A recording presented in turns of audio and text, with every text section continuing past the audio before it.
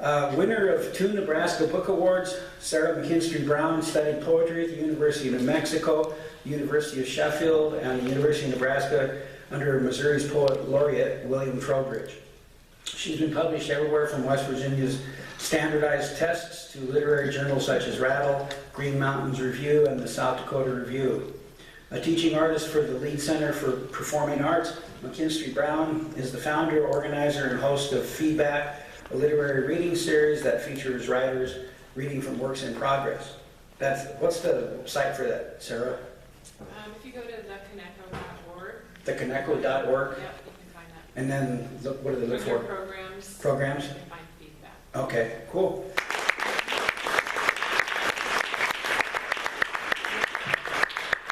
Wow, this is a hot mic. It's a good mic. Sometimes you have to be right on top of them, but this one not at all. I wanted to thank Greg and everyone at the Backwaters Press for this reading. It's being a writer kind of in general, but particularly in these times, and I think particularly being a poet, you feel a little like a polar bear, like one of those polar bears on the icebergs and everything's melting and you're like, why am I doing this? It's all disappearing, it doesn't make any sense, there's nowhere for me to go. So to have organizations like the Backwaters Press that is supporting writers through publishing their work and then giving us venues like this to read our work and connect with our audiences is just huge. So this polar bear thanks you very much.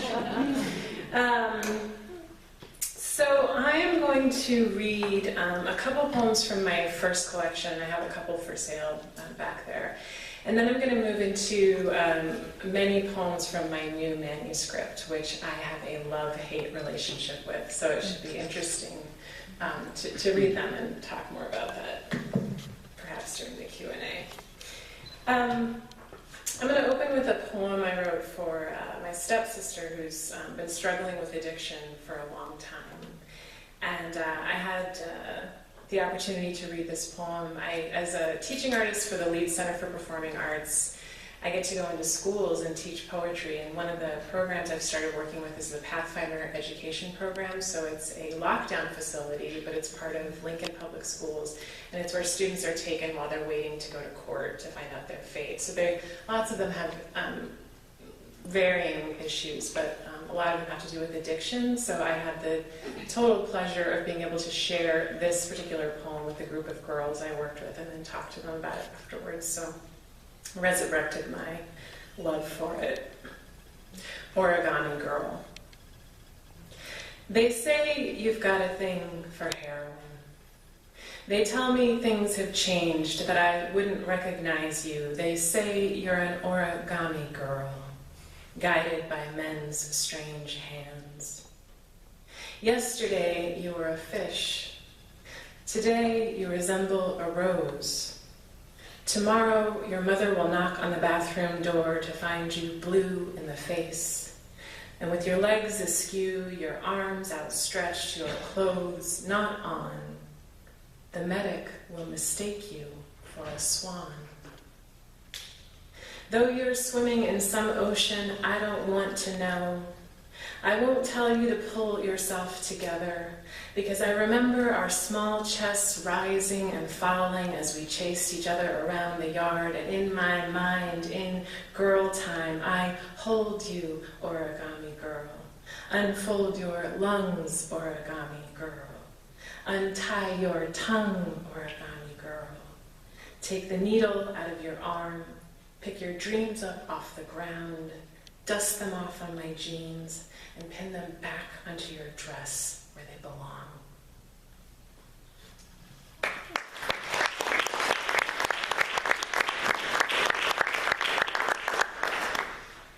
This next piece is, some of you have probably heard this story before, but I was doing some research on a particular poet, and through that research, it took me in a roundabout way to find out about this poet who I was really interested in, this woman poet, and then I found out she had taken her life. And between Anne Sexton and Sylvia Plath, and then one more poet who had taken her life and had children, and I'm a mother, I have children, I'm a writer, I thought, gosh, is this our future? It seems so bleak when you look at the examples some women writers who are mothers have to look to. So this is me calling them all back. Come back. Hang up that heavy black receiver. You don't need to call those memories and invite them to dinner again. Throw away that decade-old bouquet of arguments picked from your mother's garden. You've kept them in water too long, and your lungs have begun to crave the dirt. Come to the kitchen.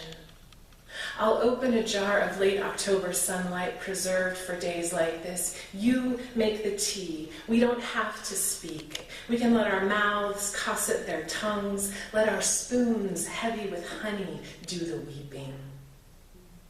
When we're done, we'll cut the hands off the clock, tie our hair out of our faces, and clean the skeletons out of your closet.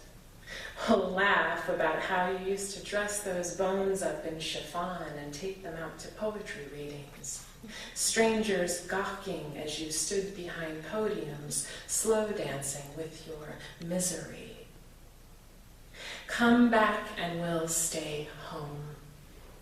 We'll put down our pens and raise our voices like empty beer bottles, born again into blue jeans and sweatshirts. We'll grow the hands of carpenters, become fluent in wood and hammers. We'll break open those rib cages and build a cradle lined with breath. Together, we'll make a soft place for you to put down the voices you carried night and day, insistent and greedy as a newborn baby.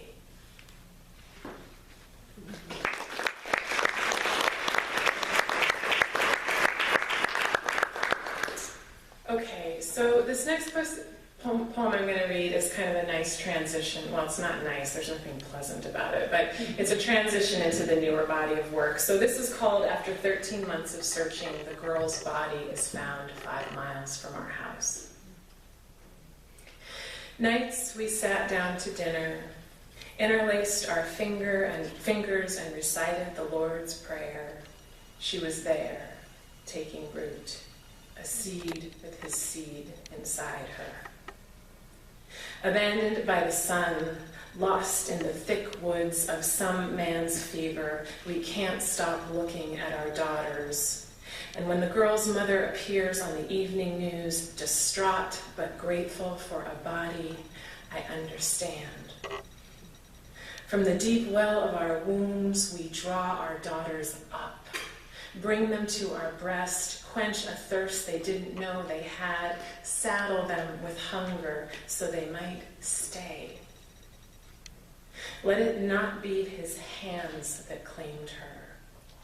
Let it be the tender dirt, the earth slowly awakening to her body as it softens in the sun, preparing her, each pearl of larva working to ease the burden, to release her from the body that caught his gaze.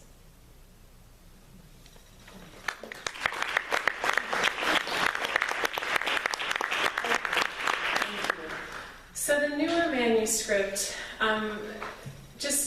in case some of you aren't familiar, the newer manuscript is centered on the Demeter-Persephone myth. Do some of you remember that myth from grade school? So Demeter is the goddess of the harvest, and her only daughter Persephone was abducted by Hades, the god of the underworld. And Demeter, in her grief at losing her only daughter, decided that nothing, really her grief and her rage, decided that nothing was going to grow.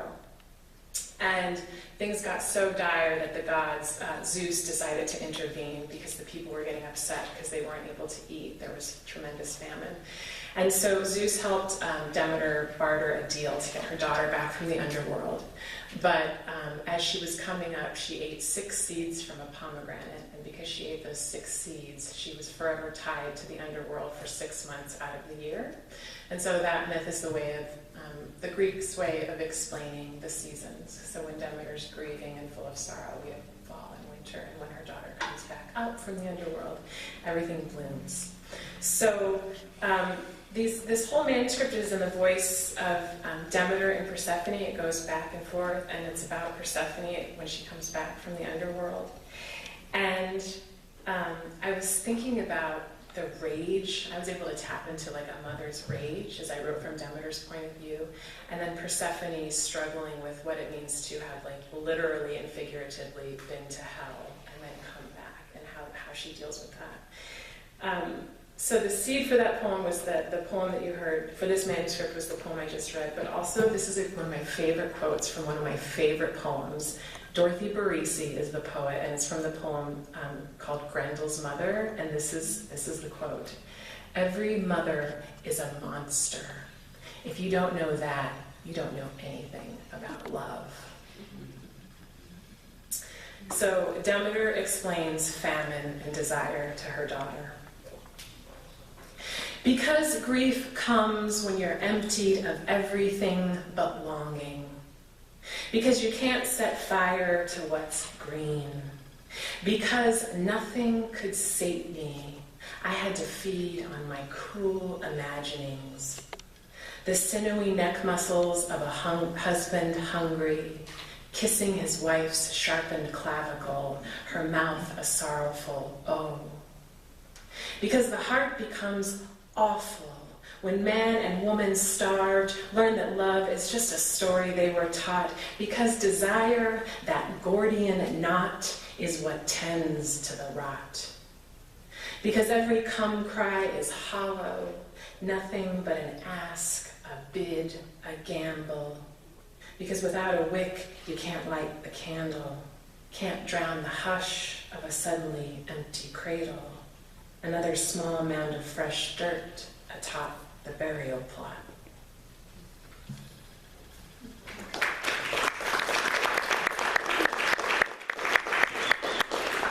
Demeter watching Persephone at her mirror. "I see how she slips out of her dress, how she turns this way and that, cursing her breasts, her stomach, her thick thighs. Her eyes are crushed geraniums, her mouth a study in sorrow. Hollow girl, full of echoes, she pushes her food around her plate, only pretends to put the spoon to her lips. How do I tell her that man's desire is hunger and we are built for famine? I know she is trying to disappear, to transmute herself into light, air, but the girl is my stock, and her flesh, that tightly woven basket, is built to carry the weight of every harvest moon."